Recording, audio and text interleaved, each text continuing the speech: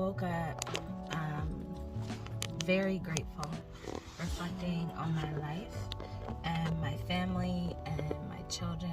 And this memory popped up. I was watching this podcast.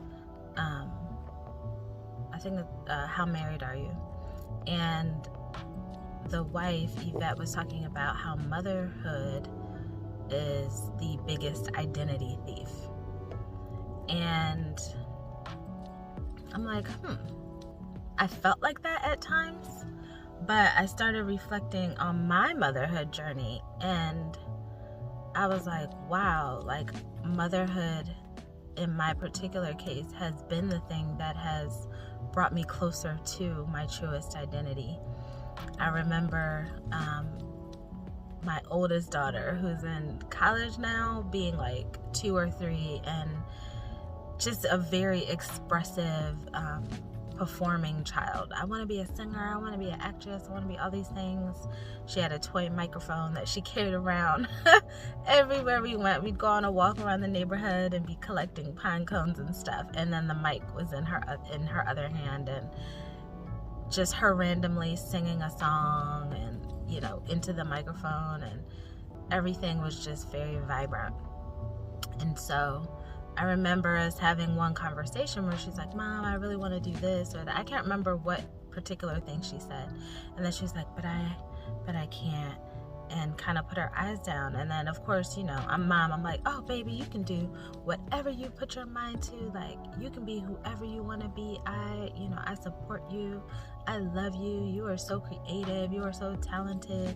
And as I was talking to her, because I always have this like inner check, like, oh man, you're being a hypocrite, or oh man, you shouldn't have said this like that. Like, that was like a very loud voice for me throughout motherhood. It still kind of is, where if I'm messing up, or even if I'm doing good, or if I need to correct, like I have a little voice in my head that does some like course correction for me, like a GPS.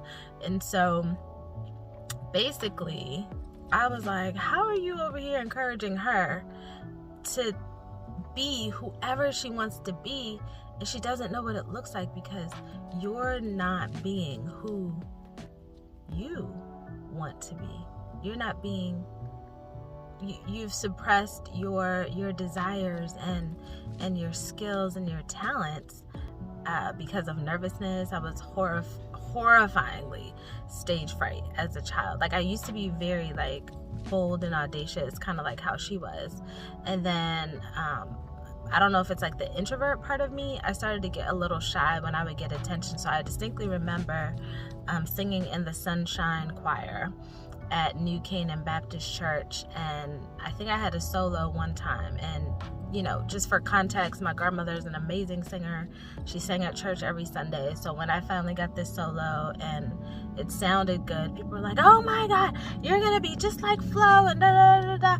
And I was like, that attention took me back, and I just kind of went back into a shell, like, oh my God, no, like, I don't want to sing in public, I don't want to be on stage. Like, it was scary for me. All that attention was very scary for me. And so I wanted to be a singer. I, wanted to be a mom. I wanted to be, an artist and do all of these things, but I wasn't pursuing it. So when I spoke to her, and I meant what I said, you can do whatever, I got the resolve to go after at least one dream. So I went and grabbed the local paper.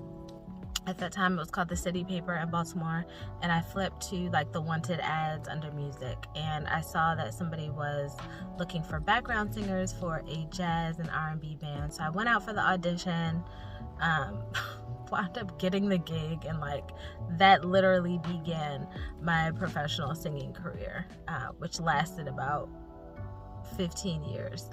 And so encouraging my child and authentically supporting her in her dreams is actually what thrust me and encouraged me to go after mine, so that I could be an example for her. And so, I don't know, like, if you're a mom or you're a parent out there and you feel like your parenthood or your life is just like draining you dry, and you can't find yourself anywhere outside of your identity as your children's parents, be encouraged. It doesn't have to be that way.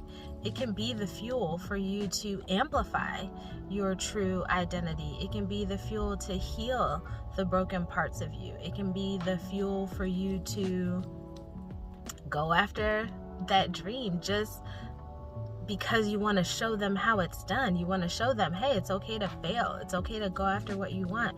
It's okay to love yourself and be who you are. It's okay to apologize. It's okay to pivot, grow, become the best version of you. But if we are not showing them the practical, like, what does that look like day in and day out, and we're not communicating with them along the journey, then they won't know. And I really truly believe at heart, all parents, we want the best for our children. We want them to be who they were created to be, wholly and fully. We want them to go after their dreams and not be afraid to fail and to keep going and to develop this level of resilience as they're living their life. But guess what? If we don't do it and we stay in our comfort zone and we're just kind of, just our daily, like, I'm just mom, and we kind of melt into the background of culture and society, and we're not actually living out our individual purpose, then they don't have the blueprint. Now we are gambling that they might pick up a book, they might come across a teacher, they might come across a person that inspires them to do more than what they're doing, but that's not a guarantee. And it's not even a guarantee when you're doing it, but at least in their home space and in their personal family, they've seen the blueprint. And so if they desire to do that, and if they make that choice, they have you, their parent, to look at and say, yeah, my mom did it.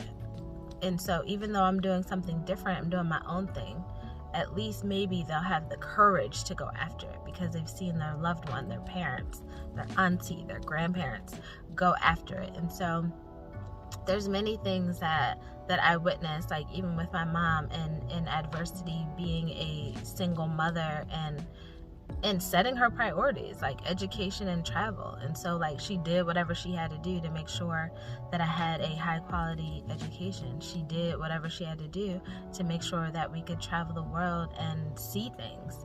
Now, our everyday life wasn't ritzy at all, but her priority was, traveling, exposing me to different cultures and education, and she went after it and did whatever it is that she needed to do to make that happen. And so similarly, because I saw that, even though I may not be doing the same exact thing, I am making sure that my children have the education that I think is best for them.